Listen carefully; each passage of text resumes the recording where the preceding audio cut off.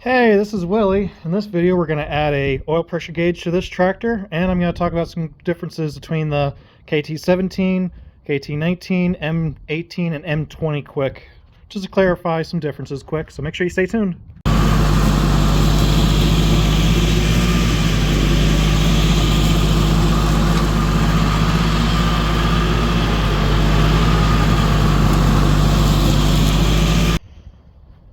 Okay, this is a tractor I've been working on bit by bit.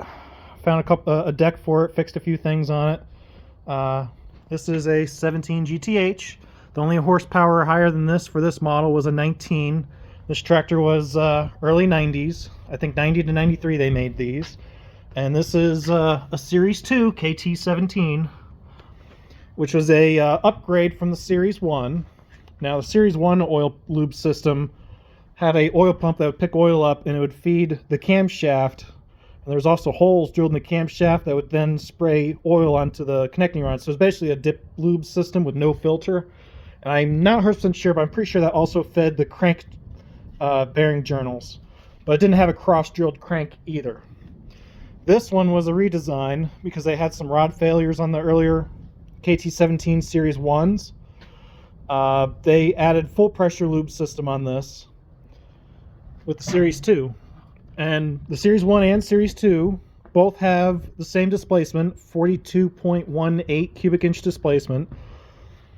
And the M18, which was the version after this, a Magnum, was the same displacement, but I think the main change was, besides the carburetor was a little bit different, they didn't have battery ignition, they had magneto ignition underneath the blower shroud, which in my opinion I prefer battery ignition because it's a lot easier to service. It's on top of the engine, easy to get at. So I actually prefer these KT17s, and these are a little bit cheaper to find than say the M18s or M20s. Now the KT19 would have been the same as a M20, same displacement. They just changed the crankshaft and the rod journal, or the connecting rod is a little bit different for the longer stroke, and they also had a canted cap instead of a straight cap. That's another thing, is these will actually be easier to get a wrench on and work on versus a 19, which is going to be a little bit tighter with that larger crankshaft stroke. But either way, nice thing about these is I can modify this a little bit. It originally did not have an oil filter on it. You'll have to ignore the Briggs logo. But yeah, it works. Just if you want to buy Kohler, you can buy Kohler. I didn't want to cut the frame. I just bent it out of my way. I can get these pancake filters a lot easier than I can a Kohler. But all you have to do is change the plate on here. Let me go grab one. Give me a second.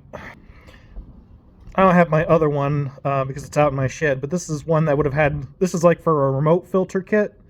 This one has the threads built onto the blocking plate, but there's a plate like this on the side that is either just a pass-through if you don't have a filter, or it's got this extra border in the middle that blocks off the two different sides, and then you can either have an oil filter on it, so you have a feed in and out for like this one, or you can have a remote filter kit like this has, which was used on Cub Cadets. And you can find these M18 Kohler oil filter adapters pretty easy on eBay versus trying to find one, an engine like an M18 engine that has the filter. You can buy the adapter kit and put it on a Series 2 and work with that.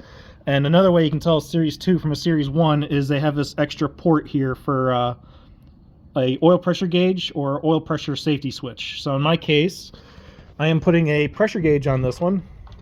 This is new old stock. It's probably a similar vintage as the machine. And I'm going to put it right here. Adds a little bit of decoration to it and some practicality to this. I do live on a mountain. I want to make sure I don't starve my engine of oil. So yeah, I swapped out that plate, put this filter on it, and now I'm going to add a gauge. And we'll see what pressure this thing's going to run at, because I don't know what the condition is of the rod journals. I know someone's been in this engine at some point or another, because this engine does not have a lot of oil, grease, and grime on it like most of them do with the age. So I'm thinking someone's resealed this engine at some point or another. I did have to do a valve job on it. I'll do videos on that later. I just haven't edited all those clips yet. But yeah, I just popped this little clip out with an Allen key. And to seal up my pipe fittings, make sure these are clean. You don't want any dirt in there. I am going to put some, as soon as I find it, I'm going to use some gas oil sealant on here. This doesn't dry hard, so if this does happen to get into the gallery, it won't like grind anything to bits and pieces. It's a more soft, forgiving kind of material versus like if you use thread tape and it gets in there and it can cause damage, much like RTV if it ever got into a bearing. But, yeah, we'll stick this on and see what it looks like. So I'll just do that off camera quick, and then I'll turn you guys back on. Okay, there we have it. Now you just need to put this in only hand tight. This doesn't have to be cranked down super tight. I gotta reach in here, try and start it. Check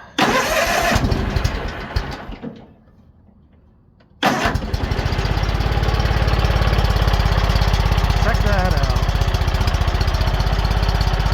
It works! Yeah, I was test running this the other day. It's covered in grass. So yeah, we got oil pressure now. Hope you enjoyed the video. If you did, make sure you give me a thumbs up. And as always, thanks for watching.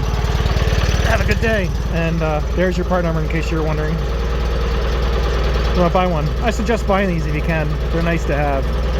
See ya.